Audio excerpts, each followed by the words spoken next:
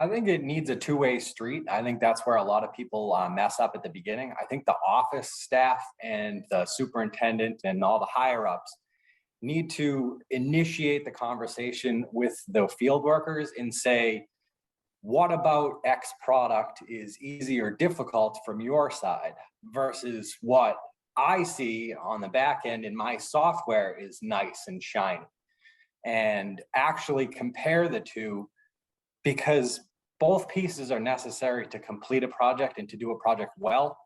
And I think that if you start from day one involving your staff from the bottom to the top, and each direction, left and right, you could even be involving other departments like the finance department, involving as many people as possible. And coming from a plumber, I got another one for you, is involve the plumbing inspector from the town in your project. That's where some people don't involve that person. And I was involved in a very big city that 10% of all the accounts needed a plumbing permit pulled and a water meter installed in it because the buildings didn't have meters. And they'd never told the plumbing inspector. I introduced myself to the plumbing inspector after a kickoff meeting and introduced the plumbing inspector to the meter project. Mm-hmm. That's, I mean, you talk about a scenario of whoops, we forgot, and I think that scenario of buy-in on all levels. And I think it's extremely important. I'm going to show a slide of going into the next question of implementation. One of the questions that's being asked is in the chat is, what about, from the asset management, getting down to meters and endpoints and collectors, specifically to an AMI system? Steve Gregoire, I'd ask you, asset management systems, for people who don't know, they will literally, they'll show you where it can get to the nut and bolt of the chair that you're sitting on, right? That is obviously too micro.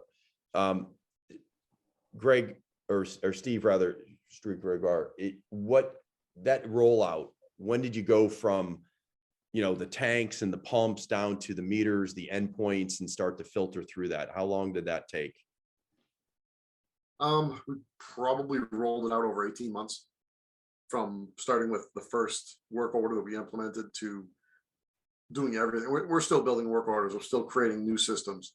That last little thing that I didn't think to introduce into the system, we're still doing that. But as far as, buy-in to get everybody to want to get to the point where we're doing meter change outs and the nitty-gritty work orders, I started with the biggest pain point. What are the guys grumbling about first? They hated doing carbon paper on backflows. They hated chasing the paper. So we got rid of that first. And they said, oh, this is kind of nice. They hated tracking what gate valve they exercised. So you kind of pick the biggest pain point first and attack it. And usually everybody goes, oh, okay, this is pretty good. And don't throw it all at them at once. We also did a little bit of us versus them mentality, where I said, hey guys, the admin hates this program. She doesn't like that we're changing. And all the guys said, oh, good, we're going to use it then, because nothing is more fun than aggravating the admin. So then when we get to meter change ups, that sort of thing, the work orders we've created are pretty comprehensive. They're not scribbling down stuff in the field. They just, look at the meter head, type in the number, look at the new meter head, take a picture of it. They don't have to record those numbers. And when it gets sent back, it's all there for the office. So now they don't have the office nagging them for, hey, where's that meter card? Hey, you fat fingered this number, or you got bad handwriting. So, if you get everybody involved, like it's already been said, and you try to make good work orders, but then take feedback when they don't like it, they really start to come around. And next thing you know, you're getting more responses than you probably want. And you're like, hey, go out in the field and do some work. Stop telling me how to build work orders.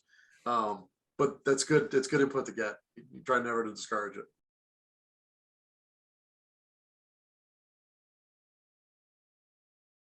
That's awesome. Okay, so we're going to switch over to probably why there's a feeling of let a sleeping dog lie, or we've always done it this way.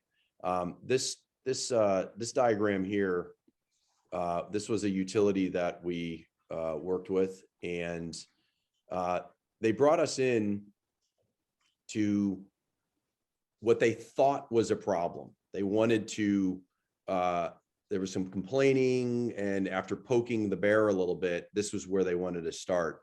And I'm going to say that this utility, Steve Cox might be very familiar with. And as we looked at this, the next thing that was found was there were other problems. Now, in this deal, it was, I'm going to say nothing was broken from our perspective, right? It works. Bills went out, inventories gets done. KKW is one of the few utilities that actually that we work with that has its own construction department. So inventory and things was quite heavy, but it was either weak or there was room for improvement. So Steve, for you, you thought you were getting your biting this piece of the elephant and going to finance this part of the deal, and it turned into this. What are your thoughts on that? Yeah, well, I came over from a utility who had electronic work orders, and I knew how efficient that was, and I knew we needed it. I also knew that inventory was a nightmare in terms of labor and time and all that. And I knew we also needed asset management, because as soon as I walked through the door, we had an employee with the title asset manager, but we had no platform for him to work on. Yet had been in the pipeline. So it really got bigger, quicker, just by that alone. And I think the evaluation, when we started working with the third-party consultant, just morphed on its own into the holistic approach. We want to make sure we do this once. My goal right along was, and I told the employees this to try and get buy-in, is our customers deserve timely, accurate bills for the water they intend to use. Our employees deserve the best tools they can use, whether they're software or tools in the field. And our customers also deserve a customer experience that's worthy of today, not 20 or 30 years ago.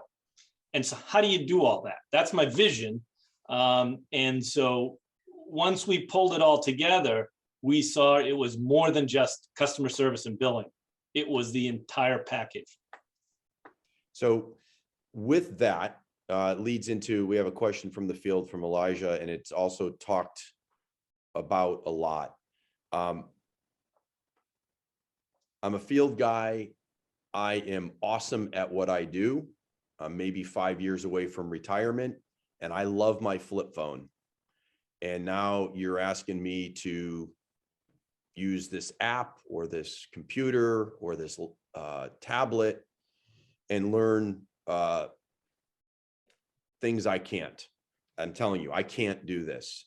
I want to ask, I want to gear this towards, first, I want to go for Kathleen, because part of the new system in the work orders that's been discussed in your process, that's directly affecting a field operation of 30 guys that have been doing paper time tickets, paper work orders for their entire career. And now it's going to be done differently. What are you seeing from the office side on how that's being received or not well received? What's a common denominator of how this is not a good idea, or what's a good idea? What have you heard from the office side? Well, the office side, I think for one, they're more familiar with technology, given what, what they do. They have AMI, a system for remote meter reading, the billing software. We have a customer portal that has like online payment options. So the buy-in in the office was not difficult. Certainly there's some angst over it, now that we got this, even if it's broken, we know how to do it. So now we're going to go and say, oh, we're going to go from something broken to none of us knowing what we're doing, but we'll get it. Yep. I do think the field, there's been even more angst because they They do have tablets in the field. They have for several years now, but it's been limited in what they needed to do with the technology piece. We have started dual meetings with customer service and field service. That, there was a little concern it wouldn't go well, just like you said, the us versus them mentality. But it came off, we've had a couple of them now, it came off very well. What are your concerns, or how can we get this better? What's broken to you? What's broken to us? So with that, I mean, again, it just, I don't need to call it out, but I will. It's communication seems to be this magic formula that isn't maybe taught so well, that maybe if we just bring people in on it, it will relieve a lot of the barriers. But on a user experience, UX, it's called a lot with the software. For Greg, your field guys, as different crews that you've worked with, here's a tablet, here's a smartphone for this different type of meter change out software for documentation, so the contractor can get paid. It has to be done a certain way. What have you seen in, people adapting it? Have you seen software that's just a nightmare? It's so difficult for the guys to use. Have you seen others that are good? Is the common denominator the guys just don't want to work with you? What have you seen there?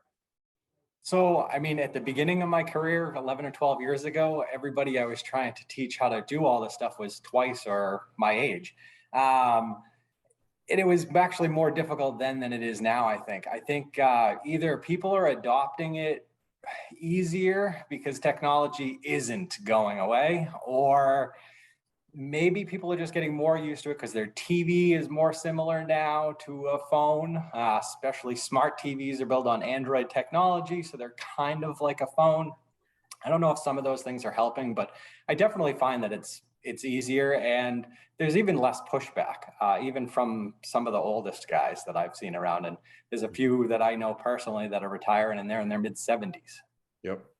So I can tell you, my mom can move around in her iPad more easily than I can. So it again, 10 years ago, that obviously was not the case.